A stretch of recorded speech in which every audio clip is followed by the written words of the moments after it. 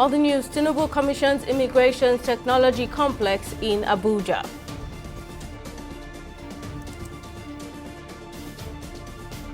Embattled lawyer Dele Farotimi returns to prison as court adjourns bail ruling to December 20. Thank you for joining us on News Now on TV 360 Nigeria. I'm Timisola Adigun.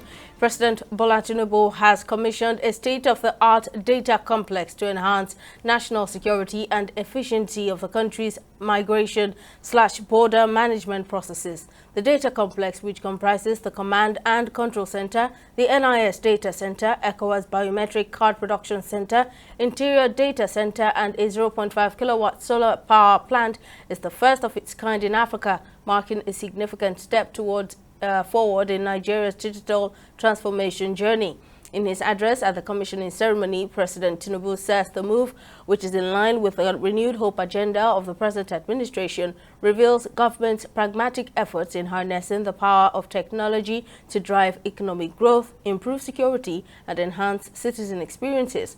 On her part, the Controller General of Immigration, Kemi Nandap, said the Bola Tinubu Technology Innovation Complex will ascertain the risk level of persons entering the country, detect irregular migration patterns, and monitor unmanned borders in hard-to-reach areas nationwide.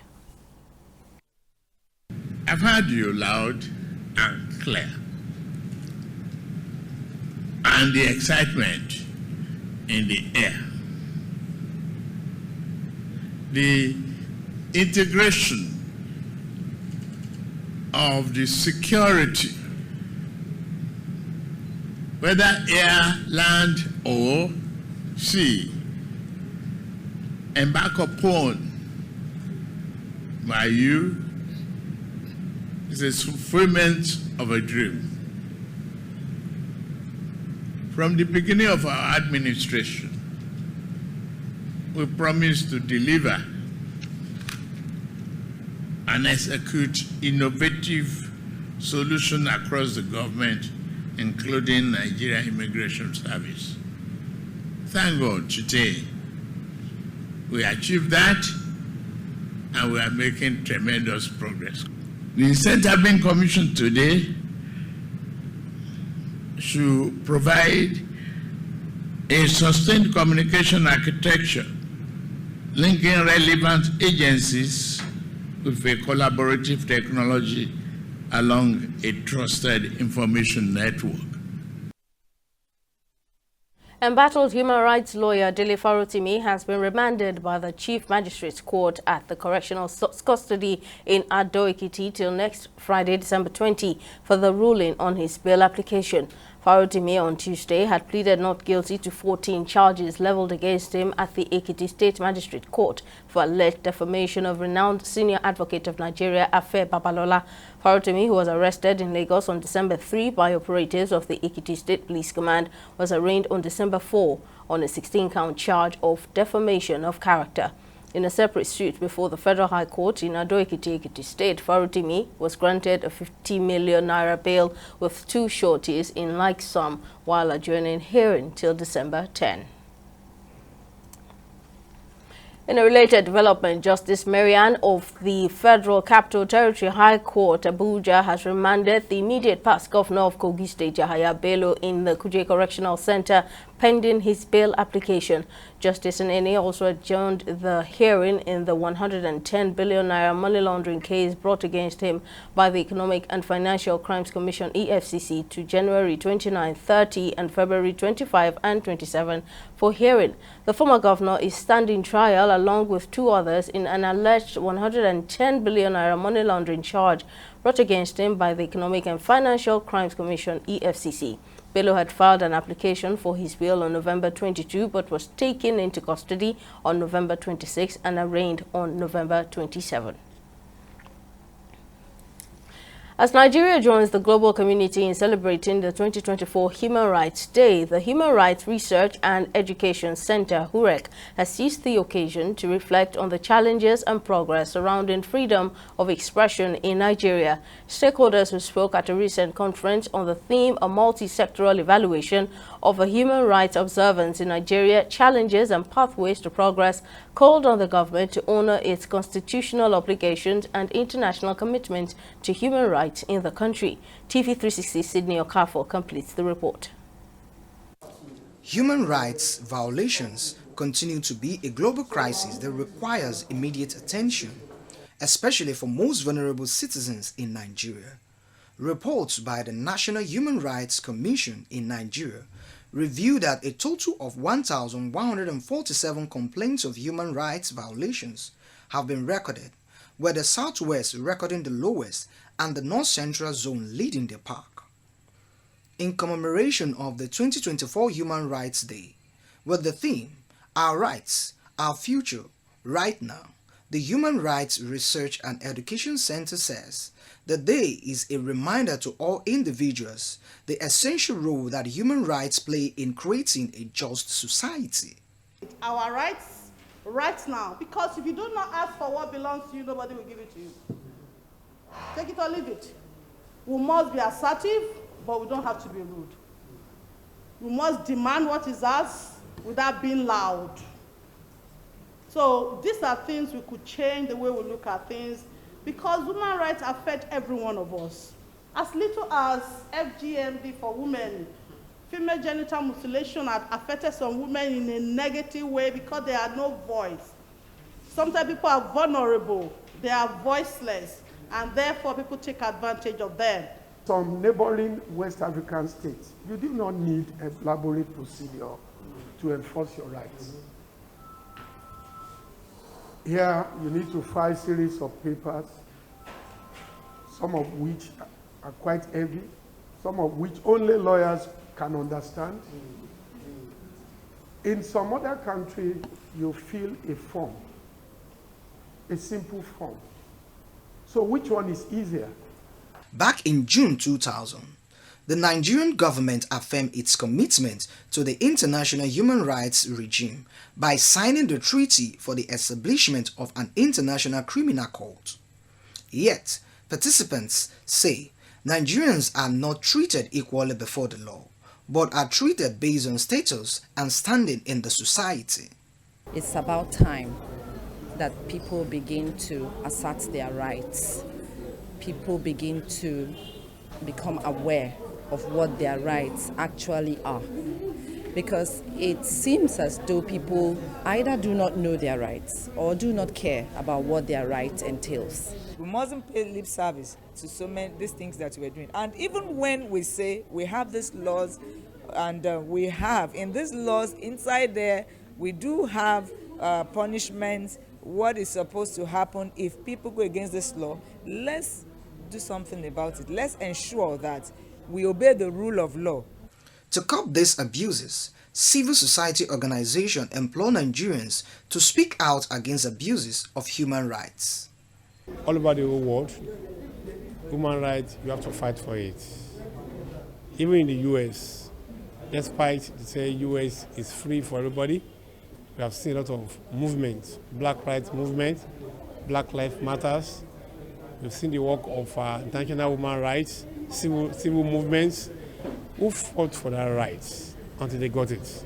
The state has to make room for people to have gainful employment that will be preceded by education, either formal or non-formal, that will give them a sense of understanding of the things they might need to do to address those physiological needs. That the state has a responsibility, since you've taken it upon yourself to do or seize the rights of individuals to address their needs freely, to give them a sense of security. It is a fundamental human right. These stakeholders believe that the goal is to reaffirm the fundamental principles of human rights in a democratic setting. According to them, freedom of expression is an essential enabler of a well-functioning democracy, which allows civil society, the media, and the citizens to hold government and corporate power accountable. Sydney Okafor, TV360, Lagos. Meanwhile, recent estimates by the International Labour Organization has revealed that up to 15 million children under the age of 14 are engaged in domestic work in Nigeria, with many working as house girls under conditions that are often forced, unpaid or underpaid. This troubling reality persists despite Nigeria's existing laws against child labor. To address this issue and commemorate this year's International Human Rights Day, Dec.10th Center for Africa Development has unveiled its pilot impact report on protection of child domestic workers from maltreatment in Lagos, targeting 2 communities in the state. The executive director of Dec.10th says the initiative aims to enhance community awareness and drive behavioral change towards protecting child domestic workers. We believe that to address the issues of child domestic work is not only the role of the government or the civil society organization. Everyone has a role to play. And during this development of the actions, we've had civil society organizations, the government agency come up with some actions they're going to take. And out of that, currently we have about 2 actions that have been successful or have been taken. The rest are still ongoing. And we believe from now to next year, more actions are going to be taken. And then another thing we have done is a community engagement, where we set up the first child domestic rights forum, or call it Child Rights Forum, because we felt it's important for children to understand their rights, whether child domestic workers or non-child domestic workers, to know when they are abused, because it's very important. Most times, they're not even aware they are being abused.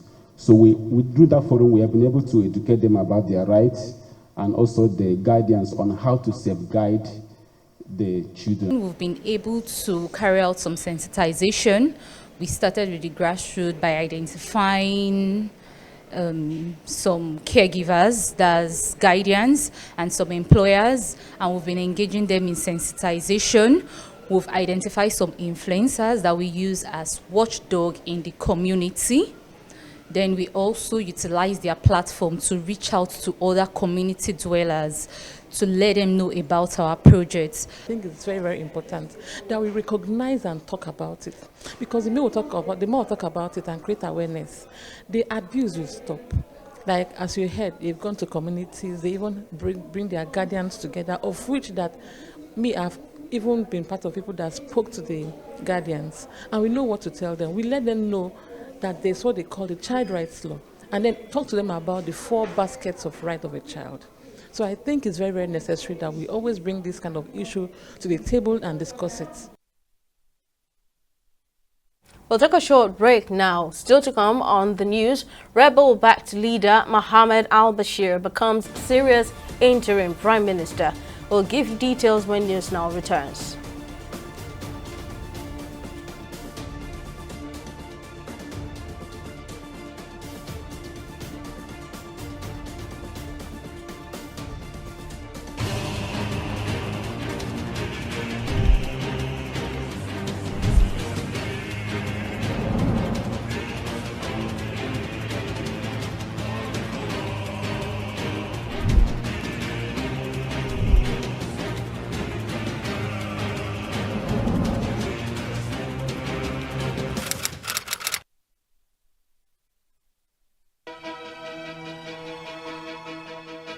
Opinions are free, facts are sacred, but truth is universal. How, in practical terms, can we, for instance, de-escalate the tension? When you go into public office, you must be ready to answer to the people. We know where the enemy is. 3 places, the Lake Chad Basin, the border area between Nigeria and Cameroon, and then the Sambisa Forest. On Dec.360, we give you a complete dose of everything. Opinion, facts and undiluted truth.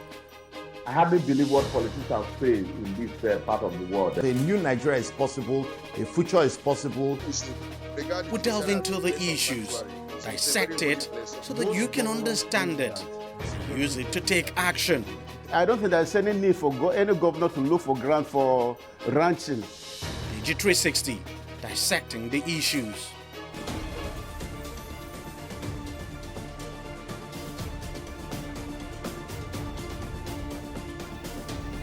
Welcome back. Let's take you through our major stories. Nigeria's President Bola Tinubu has commissioned a state-of-the-art data complex to enhance national security and efficiency of the country's migration/border management processes. The data complex, which is the first of its kind in Africa, marks a significant step forward in Nigeria's digital transformation journey. In his address at the commissioning ceremony, President Tinubu says the move, which is in line with the renewed hope agenda of the current administration, reveals the government's pragmatic efforts in harnessing the power of technology to drive economic growth, improve security, and enhance citizen experiences. He also informed you that embattled human rights lawyer Dele Farutini has been remanded by the Chief Magistrate's Court at the Correctional Custody in Ado-Ekiti, the Ekiti State capital, till next Friday, December 20, for the ruling on his bail application. Farutini had pleaded not guilty to 14 charges leveled against him at the Ekiti State Magistrate Court for alleged defamation of renowned senior advocate of Nigeria, Afe Babalola. Now, in case you missed any of our news bulletins or for more updates, you can catch us on Limex World TV and AVO TV or log on to our website on www.tv360nigeria.com. You can also follow us on our social media platforms on Twitter, Instagram and YouTube at TV360 Nigeria, or download our mobile app on Google Play Store, Huawei App Gallery and Apple Store. On Facebook, we're at TV360 Online. In the last 3 years, we have built a multi-purpose center, which is the envy of all in our constituency. And I can tell you that the people who are living there are already enjoying it. Guy, do you think what this man just said is true? See, I seriously doubt. I'm sure it's one of those their silly lies. Wait, do you know there's a way to find out if these things he's saying is true or not? This is the Construct app. It gives people like us a sure way to track implementation of constituency projects. It gives valid and verified information on location of projects, amounts allocated, amount funded, the level of job done, and even the profiles of concerned legislators. You and I can post directly on this app. Are you serious? This is the Go-To app if you want to know how our Commonwealth is being expanded by the government. Wow. Let's even see if what this man said is true. Show me. The Construct app is developed by Other People Nigeria with support from USAID and is available on both Google Play Store and Apple Store. And it's true. Of course, I told you.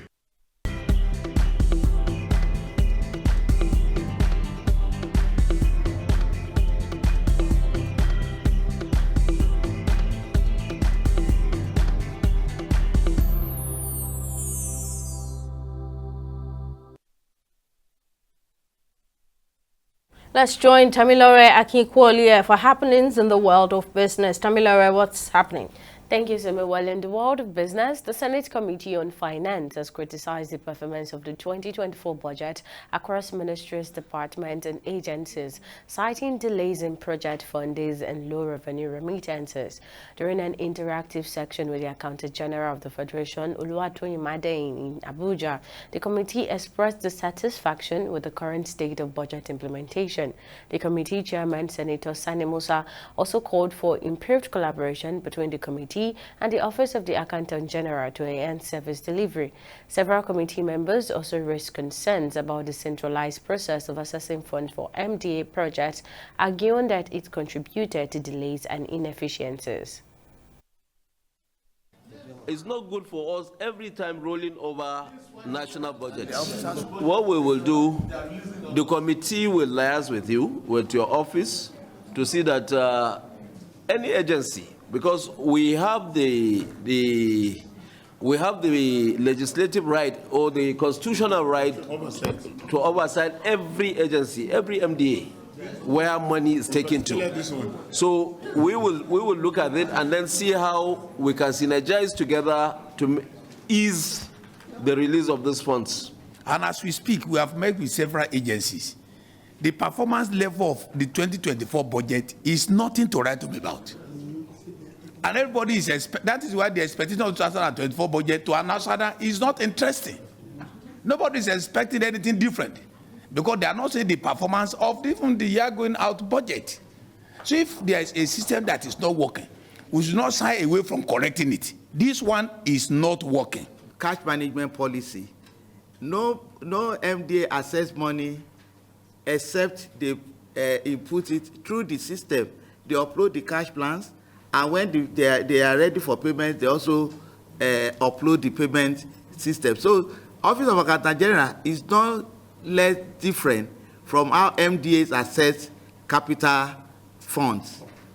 It is only when we are able to execute and get project completed, we also upload cash plans to enable payment of those projects directly to the contractors.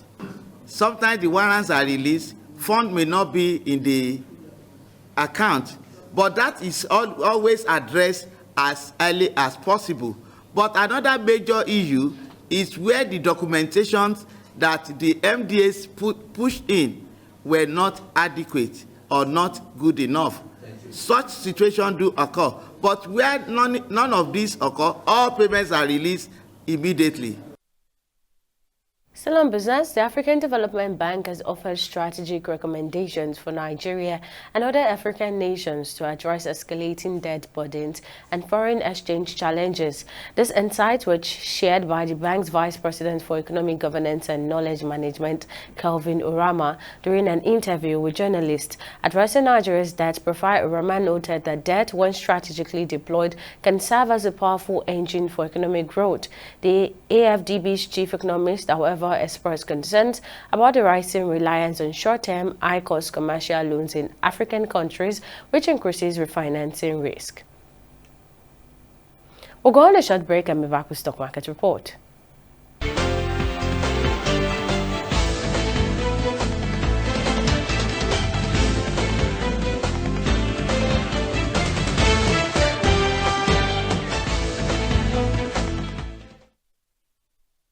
The Nigerian Exchange Market (NGX) closed the trading day on a positive note, with the all-share index gaining 98,000 basis points, closing at 0.1%.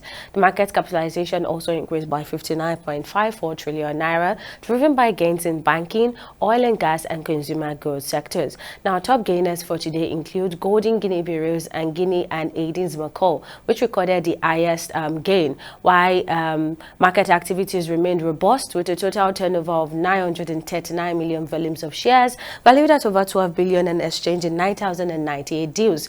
Now, turning to the global market, in the United Kingdom, the FTSE edged down by 0.86%, and over in the United States, the US Dow Jones Industrial Package increased by 0.12%, and the Japan's Nikkei also increased by 0.53%. Now, these were boosted by major indexes and oil traded in the greens.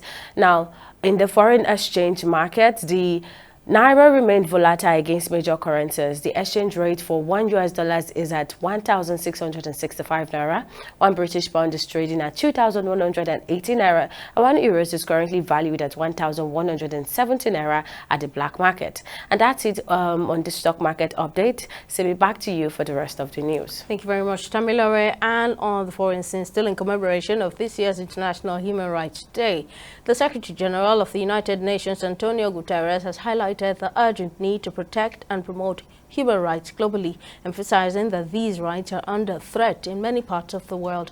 In his message on December 10, Guterres expressed deep concern over the millions of people still suffering from poverty, hunger, and inadequate health care, as well as education systems that have not fully recovered from the COVID-19 pandemic. He emphasized that this year's theme, Our Rights, Our Future, right now, is a reminder that human rights are about building a better future for all. On Human Rights Day, we face a harsh truth. Human rights are under assault. Tens of millions of people are mired in poverty, hunger, poor health and education systems that have not yet fully recovered from COVID-19 pandemic. Global inequalities are running rampant and conflicts are intensifying. International law is willfully ignored. Authoritarianism is on the march while civic space is shrinking. Hateful rhetoric is fueling discrimination, division and outright violence, and women's rights continue to be rolled back in law and practice. This year's theme reminds us that human rights are about building the future right now. All human rights are indivisible, whether economic, social, civic, cultural, or political. When one right is undermined, all rights are undermined.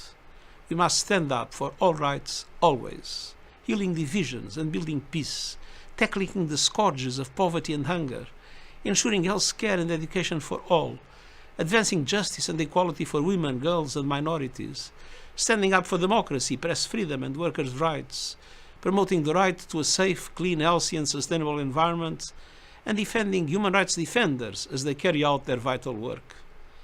The recently adopted Pact for the Future reinforced the world's commitment to the Universal Declaration of Human Rights. On this important day, let's protect, defend, and uphold all human rights for all people. A relatively unknown figure outside Syria's northwest, Mohammed al-Bashir, has declared himself the country's interim prime minister. Backed by the rebel groups who overthrew President Bashar al-Assad 3 days ago, al-Bashir will lead the interim government until March 1, 2025. In a brief address aired on the state's television, al-Bashir announced his takeover from Mohammed Ghazi al-Jalali, the prime minister under al-Assad. According to him, the meeting was under the headline of transferring the files and institutions to caretake the government. And on sports, the National Sports Commission, under the leadership of its chairman, Shehu Diko, and Director General Bukola Olopade, is set to hold an important meeting with the presidents and secretaries of various sports federations in Nigeria to further discuss strategic objectives for advancing sports development across the country. In a statement signed by the Special Assistant to the Director General of the NSC, the chairman, Shehu Diko, emphasized the essential role of sports federations in boosting the nation's sports economy. The gathering is part of the NSC's commitment to fulfilling the core goals of President Bola Tinubu's renewed hope agenda for sports development, as it will serve as a platform for key stakeholders to align their efforts and drive sustainable growth in the sports sector. And Premier League official David Kude has been sacked after referee Chiefs described his position as untenable over a video in which he made derogatory remarks about former Liverpool manager Jurgen Klopp. Kude was suspended in November after the video emerged on social media in which he branded Klopp arrogant and used offensive language. The video appeared to refer to a match that Kude officiated between Liverpool and Burnley in July 2020, which finished 1-1. He's also being investigated over a video which emerged last month appearing to show him allegedly snorting a white powder, purportedly during the Euro 2024, where he was one of the assistant video referees for the tournament. Well, that's it on News Now. Many thanks for watching. We'll see you again next time. Bye for now.